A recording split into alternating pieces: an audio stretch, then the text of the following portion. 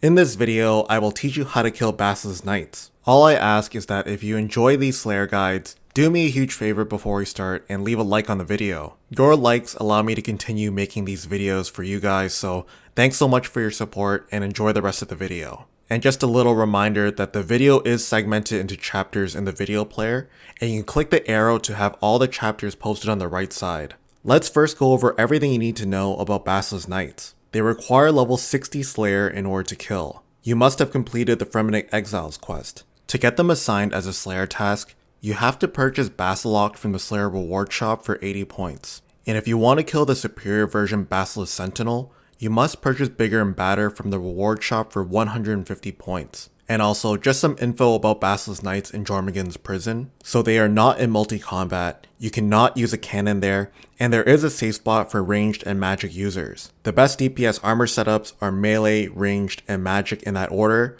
but I recommend using a ranged setup because getting very high DPS from melee and magic setups require very expensive gear and max stats. So now it's time to set up your armor. This chart is for players looking to use melee, and I've ranked all the armor pieces from best to least best. Make sure to wear one of the shields that I've listed. This chart is for players looking to use ranged, and I've ranked all the armor pieces from best to least best. Make sure to wear one of the shields that I've listed. This chart is for players looking to use magic, and I've ranked all the armor pieces from best to least best. Make sure to wear one of the shields that I've listed. Pause the video now and set up your armor. Alright, now that your armor is set up, let's go over how to get to Jormungand's Prison. When you've chosen the travel method, go to a bank to withdraw the items needed so it's in your inventory, and then use the timestamps at the bottom left to set up your inventory and prayers. The fastest way to get to Jormungand's Prison is using the Fremennik Sea Boots teleport and traveling with Haskell on the western dock. Another fast method is teleporting to Waterbirth, traveling with Jarvald on the island, and then traveling with Haskell on the western dock. The Enchanted Lyre Imbued is also a great option. It has a couple of teleports, but if you have the hard Fremennik diary completed, you can teleport to Waterbirth with it, travel with Jarvald back to Relica, and then travel with Haskell on the western docks. Getting kicked off of Lunar Isle is also a fast method. Just teleport to Lunar Isle or Moon Clan, talk to any NPC without a seal up passage, and you'll be sent just south of Haskell. Some other popular methods is using a Relica teleport and then running northwest, or using the fairy ring code AJR and running to the most western dock. Here are the inventory examples for each armor setup. Pause the video now to get your inventory set up. And here's how I would set up my prayers for each attack style. Pause the video now to get your prayers set up. So here is Jormungand's Prison before we go in. There are two Basilisk Knight rooms. I like to use the south room if I'm using a melee setup. If I'm safe spotting with ranged or magic, I like to be in the southwest room all the way on the west end. Also, if you're using Runelight, here are my favorite settings that help make Slayer easier. So we'll start off with a melee example first. So here, I'm just running to the south room.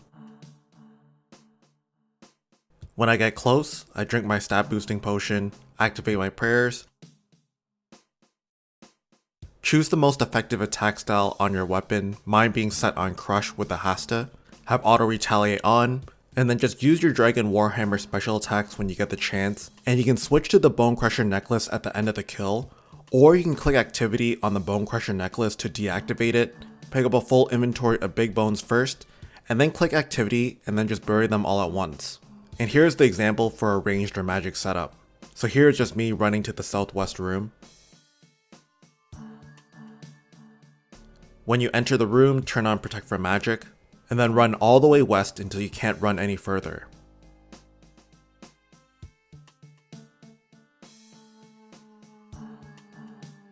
So you'll see where I like to stand with the marked floor tile, just south of the stalagmites. Drink your stat boosting potions, activate your prayers, choose the rapid attack style on your weapon, turn auto retaliate on, and go ahead and kill them. Crossbows have a large attack range, so just drag them into the marked floor tile even if they are far away.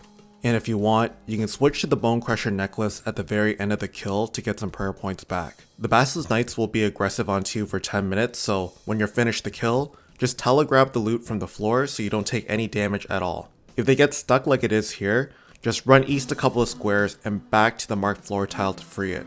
Unfortunately, I don't have any footage of the superior version Basilisk Sentinel, but you have to watch out for the special attack. Every 30 seconds, it'll launch a red orb at you at a slow speed like this. It's very similar to the Marble Gargoyle's red disc, But if you time it correctly, you can dodge it completely by clicking one square away. If you miss the dodge and your character is frozen in place and entombed in stone, just click the tile next to you rapidly until it says in the chat box that you managed to escape from the stone.